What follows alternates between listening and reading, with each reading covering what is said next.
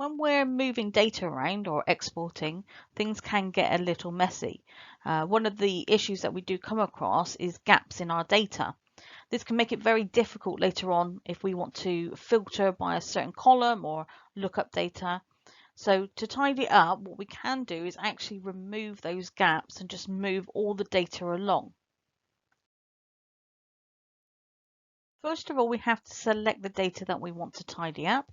In this example, we are going to use the columns E, F, and G. Go to the Home tab, Editing, Find and Select, and go to Special. You can also use the F5 key as a keyboard shortcut. Make sure that blanks is ticked and then click OK. This will highlight all the blank cells in the data that you selected. Right-click on any of the blank cells. Select Delete and then click on the relevant option. In this case, we want to move everything slightly to the left just to keep everything nice and tidy.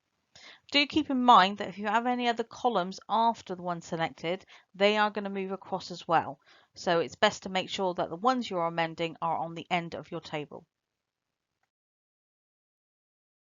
You can see from the example below that all the data is moved along to the left-hand side, keeping it nice and tidy.